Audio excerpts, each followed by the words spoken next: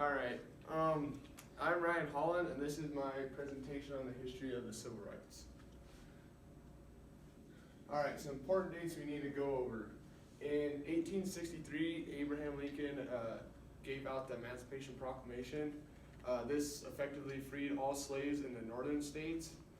This was during the Civil War and added another cause to why the Civil War was being fought.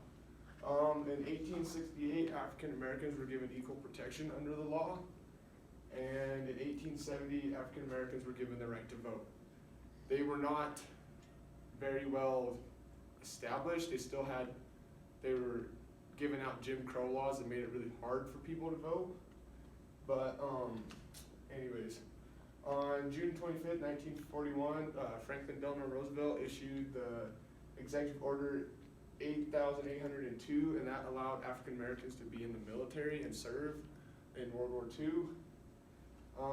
In December 1st, 1955, that's when Rosa Parks was arrested for a famous bus ride. And then on August 19th, 1963, Martin Luther King Jr. and all his supporters marched on Washington, and that's when I Have a Dream speech was delivered. All right, so who was involved?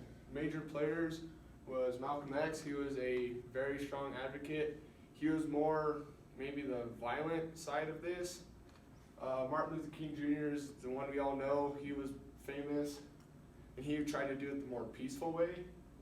And then James Meredith, he was the first African American student to attend Ole Miss or any university, and there was a lot of controversy with him attending there, and he was the first start to schools being desegregated.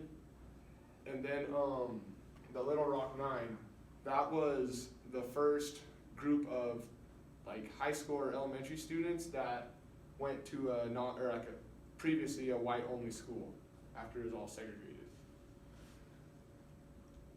So what was it all about? African Americans were tired of segregation and being treated as a lower class. With their movement, they wanted to desegregate schools, public facilities, and just outlaw segregation in general. And why was it protested? So many Americans still had hard feelings about the Civil War, even though it was 100 years before. And they thought that African Americans were below them and couldn't be tasked with the right to vote. So the main ideas behind this movement were just the outlaw of segregation, and they wanted to be given equal rights as their white counterparts. So the outcome of this whole deal. In 1957, Dwight Eisenhower he gave the African Americans right to vote without any Jim Crow laws or any, it would be just the same as if a white person went up to vote. They wouldn't have to take a literacy test or anything like that. The Civil Rights Act of 1964 outlawed discrimination of all kinds, and that includes LGBT, anything. And then the Fair Housing Act of 1968 outlawed any housing discriminations, because African Americans face a lot of places. If they were to move into a white neighborhood, the real estate companies would not sell them a house there. They would have to go into a different part of town, and that outlawed all that.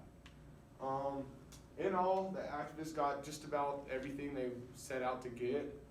They got all their rights and everything. Alright, so as this is a persuasive presentation, my opinion on this whole subject is that the civil rights needed to happen, and it should have happened sooner than 100 years after the Civil War. I believe that it should have happened right when the Civil War was declared over, and they should have been freed and given complete equal rights as everyone in America would have at that point. Our entire country fought against itself for a civil war to free the slaves. I think it's a disservice to everyone who died in that war to just free them halfway. So I think that it should have happened sooner, and it was well needed, and it was a good thing that happened in our country's history. that is it. Thank you.